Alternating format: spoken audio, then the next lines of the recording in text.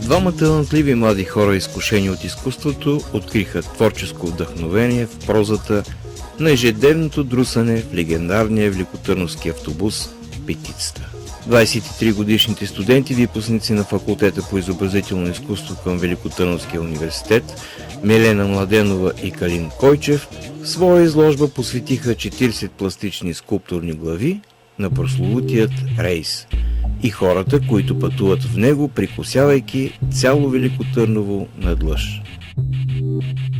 Глинените пътници, съпроводени от фотоси и видео, се включват в едно необичайно пътуване, уловено и присъздадено през особения поглед на младите скулптори.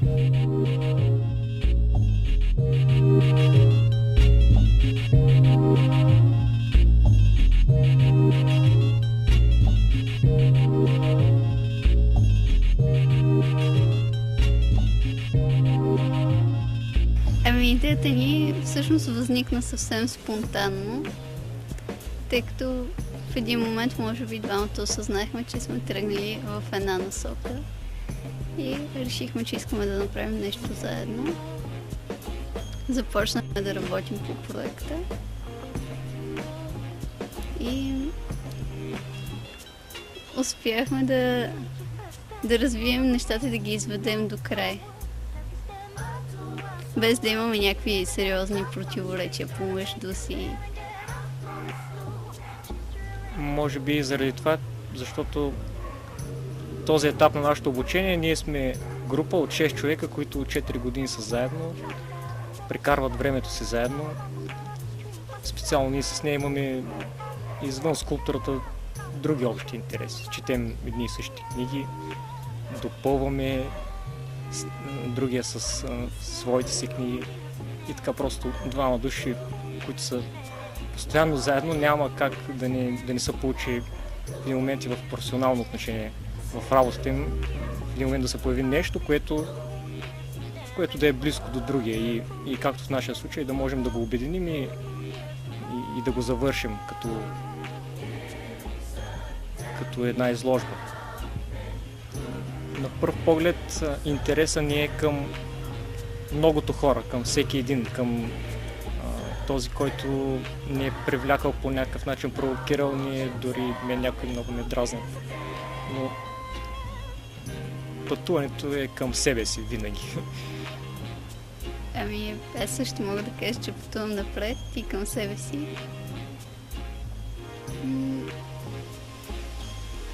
И както ние бяхме написали един кратък текст в изложбата си, че човек постоянно пътува, търсейки нещо, отивайки някъде. Мисля, че всеки един човек пътува, независимо, че някои хора пътуват в един, за съжаление, много материален свят, само и хубаво е човек да пътува винаги към себе си, търсейки себе си и пътувайки, минавайки през материалните неща, които ни заобикалят от всякъде и постоянно, да се опитва да открие ние по-така духовни измерения. Всеки за себе си по свой начин. Може да излезе много сложно, но Те нещата са ясни. Има всяка една, не знам дали да намесваме религията, но дава ценности, които не могат да бъдат банални никога. Просто те са ясни нещата. Просто имам чувство, че трябва да се върнем малко назад и да видим, да ползваме от знанието на хората преди нас. Просто да сме добри. Ето, готово. Да сме добри. Какво да обяснявам тук? Петицата не тръгва от никъде и се връща пак там, за да тръгне отново. Просто се движи. Споделят за любимия си автобус Милена и Калин. Такова е усещането, защото целият маршрут е 18 км. Автобусът затваря един целодневен монотонен кръг от булевард България, пълзейки през старопрестолната ЖП гара, нагоре по хълма на Света гора, с кратка спирка на ректората и после отново бавно лакатушейки по тесните улички на махалата към подножието на Царевец. И после отново нагоре по хълма през витите улици на Баждарлък, за да поеме обратно към началната си точка. И така всеки ден за всеки пътник. Всеки човек, който е пътувал в автобус или не само в автобус, вървейки по улиците, човек среща всякакъв вид, възможно най-различни хора от различните слоеве на обществото, както човек може да срещне ни официално облечени лъскави хора, а така може да срещне и съвсем обикновени хора. Така че цвета символизира точно многообразието на тълпата. Вече разположението на главите, дали те са обърнати една срещу друга или гледат в различни посоки, това също символизира как ти, стоейки до един човек, може да не го погледнеш нито веднъж, както разминавайки се с някой на улицата, но в същия момент може някой толкова силно да те впечатли, че ти се обърнеш към него, да го погледнеш, да откриеш нещо хубаво в него. Един скулптор, който си има свой набор от инструменти,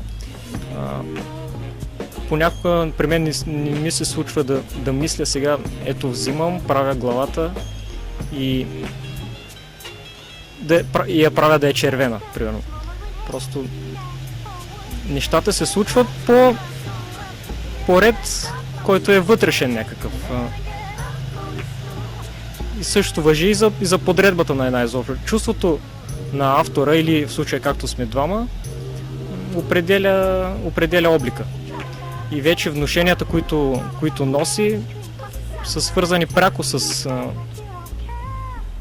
автора, с неговата характеристика, с нас двамата. Но и да, и цвета и лъскавостта могат да бъдат свързани с това, което сме видяли в автобуса, вече с артефакта може да бъде свързан с реалността. Може и така.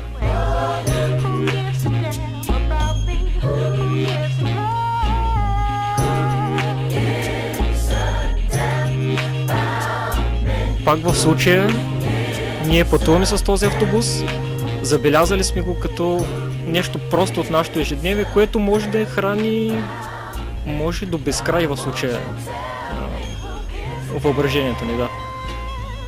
Иначе можем да открием подобни неща в една банка, примерно на един пазар. Въпросът е дали ти се гледа, дали имаш отношение, всеки може да намери нещо за себе си. Ние като художници, важно ние да гледаме. И от хората черпим вдъхновение и импулс за работа.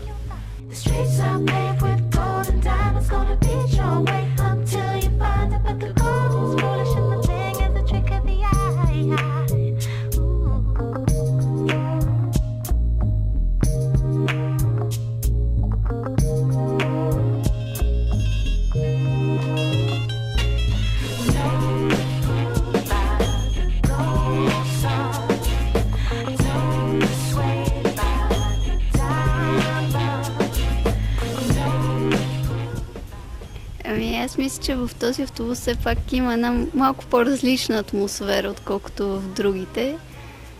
И той е така по-различен е. Както и с това, че маршрута му е много дълъг, че той се движи много бавно, че човек има време да забележи другите хора около себе си, защото хората обикновено бързат, мислят само за себе си, така в повечето случаи вглъбени в собствените си мисли и проблеми. И не забелязвайки останалите. Изложбата надявам се, че в най-скоро време няма да е актуална. И е редно да е така, защото нещата се променят всеки изминал ден. Вече усещам как тази сутрин чух хората си говорят нови неща вече, имат нови надежди. Средата постоянно се променя и надявам се, че след време като дойдем и се качим отново в този автобус, ще открием нещо ново и в нещо ново и положително. Защото сега малко са тъжни хората. Това няма като цяло, няма какво да го крием. Тъжни са като цяло, това е положението. Просто нещата са така.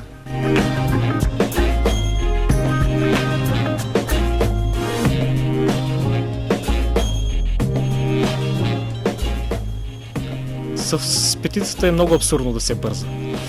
Тя е бавен автобус и някак да бърза с нея не е много сериозно. Но ние обръщаме на внимание на това, че в това време, когато бързаш, което е невъзможно, нали, може да погледаш хората и да откриеш нещо за себе си. Аз мисля, че също емоционалните и душевните състояния, които ние сме избрали да пресъздадем, сме ги видели в много повече от един човек. Че ние сме се опитали да пресъздадем състоянието на различни образи като цяло, както и на повтарящите се типажи.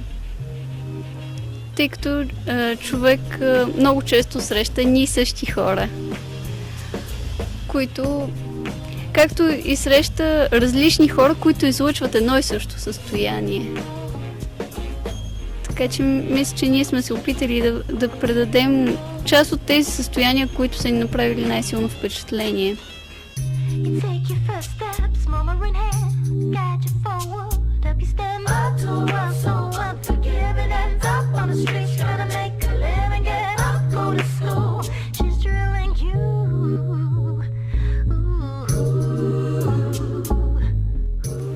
Аз мога да кажа, че си спомням абсолютно точно кой е, в кой момент съм го видял, къде е слязал.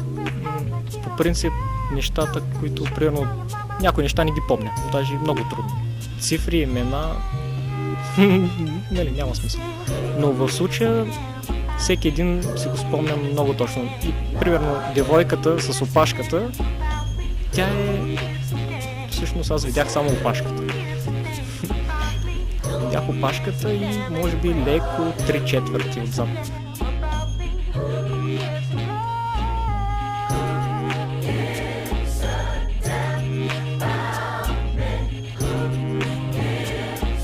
През 4-годишното ежедневно пътуване на Калин и със студентката му Милена, всъщност са направили едно изследване на хората, които ежедневно използват този маршрут, а и той е навлязал трайно в битието им.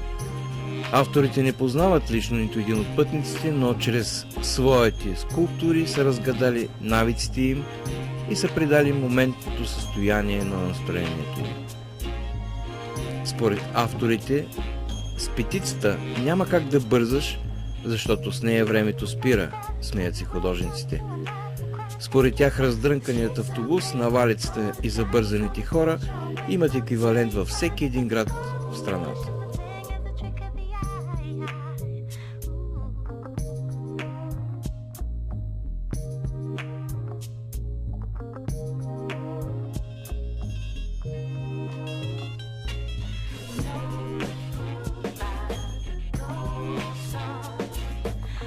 авторите, младите колеги са най-всеотдайни. Получават се много талантливи и зрели произведения, които заслужават да бъдат видяни от повече хора. В ателиетата обикновено се виждат от близки родители, колеги за кратко време и след това изчезват и ги няма. Сегашните работи на нашите дипломници, освен че са много талантливи, те са много силен курс. Радвам се, че успяхме най-после да реализираме тази идея и да останат поне 2 седмици на вниманието на великотърновската общественост и на всички, които се интересуват.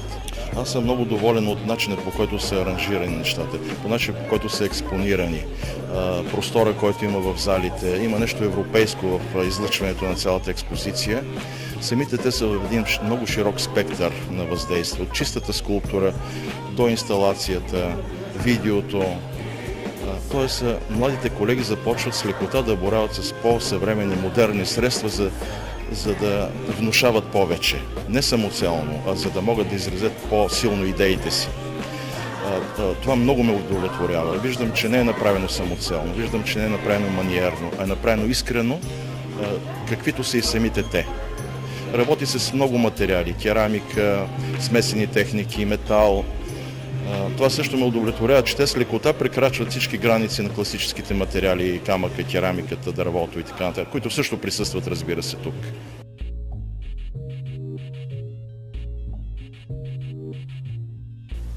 Глината е много хубав материал, който дава много възможности. Аз мисля, че глината е материал без някакво силно съпротивление. Тя е лесен материал за работа. Да, глината отразява всяко едно докосване при нея, всеки един импулс твой, всяко едно смачкване, като смачкаш, тя променя формата си в друга посока. И е много топъл материал.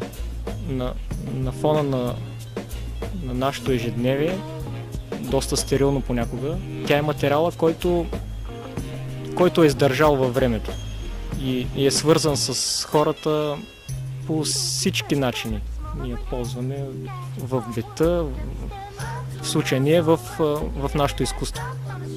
И съпротивлението е до толкова, доколкото имаш някакъв заряд ти в момента. Тя е винаги готова да поеме твоето отношение в дадена ситуация, твой импулс, и е много четлива после. Който гледа, тя като предавател е много категорична и ясна. Няма скрито покрито. Това е ценното. Творец би трябвало да е един изключително отговорен човек към обществото, в което живее, защото изкуството, което ние създаваме, не е насочено само за нас. Правят се много изложби, но в повечето случаи само художниците си ходят на изложбите. Така че изкуството на един творец трябва да е широко обърнато към всякакъв вид публика. Изкуството винаги, за мен поне, трябва да носи позитивни послания. Тъй като в живота човек постоянно се сблъсква с толкова негативно настроени хора и емоции, така че хубаво е изкуството да носи в себе си добро. Аз ще правя изкуство в сегашно време, със сигурност, което да е съизмеримо с нещата, които се случват. Нали, традициите са важно нещо, но много важно е да се работи сега.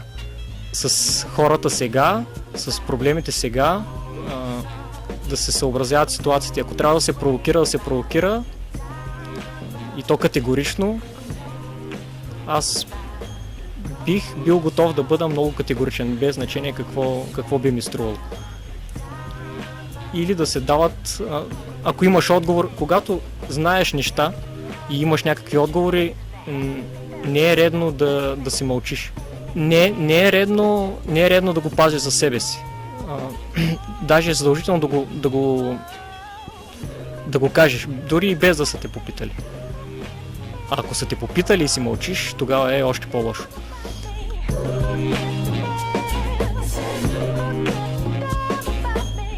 Най-тъжният човек в автобуса е този, който не усеща, че пътува със себе подобните си. А най-щастливи сме ние художниците, защото се вглеждаме в хората, коментират още скулпторите. Калин е от Габрово, а Мелена от Бяла Русенско. Заедно участват в биеналита, симпозиуми и пленери. Милена е правила самостоятелни изложби в галерия Червеното пони в Пловдив. А на Калин такава предстои до година, защото е спечелил студентската изложба конкурс.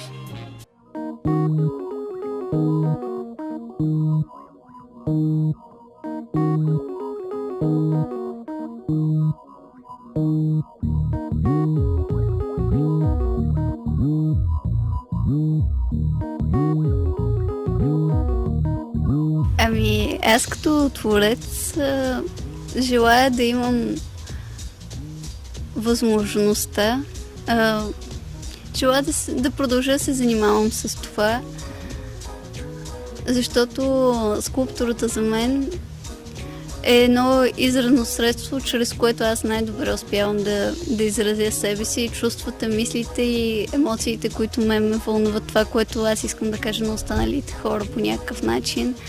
Така че аз съм убедена, че това е пътя, по който аз искам да вървя от тук нататък. Че това е нещо, което на мен ми носи най-голямо удовлетворение. Аз мисля, че човек винаги е щастлив, когато се занимава с това, което най-много обича. Ако всички хора работят или правят нещата, които обичат, вярвам, че ще виждаме повече усмихнати хора по улиците.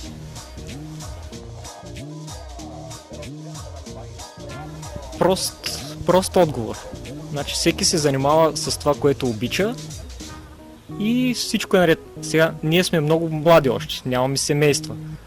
Не знам как бих реагирал аз, ако трябва да отговарям за хора много близки до мен, но няма да позволя това да ме промени много от това, което съм сега. Просто ще държа на себе си. Ще бъда наивен, колкото съм сега. И талантлив.